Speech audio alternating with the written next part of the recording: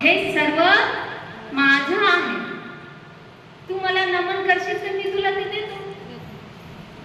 आता ह्या ठिकाणी बघितलेले आपण की त्या 5 मूर्ख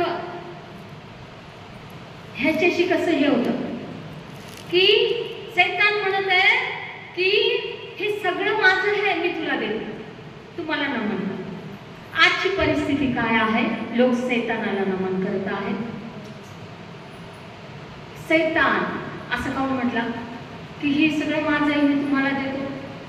कारण की सगळे शोक, ऐशोआराम, व्यभिचार, वासना, चोऱ्या, खून, मारामारी, लबाडी, खोटेपणा, फसवणूक, कठोरपणा, क्रूरता, हे सर्व शैतानाचं आहे. तो म्हणतो हे पाना, हे दारू पिऊन पाना, किती छान वाटतं, मजा येते, डुकल्या येतात. तो दाखवतो आणि माणसाला वाटतं हा त्यांनी कसं केलंय, मग मी करून बघतो ना. त्यावेळेला खरी परीक्षा, त्या वेळेमध्ये तुमची खरी परीक्षा आहे. कारण की तो तुम्हाला पाडण्यासाठी आलेला आहे.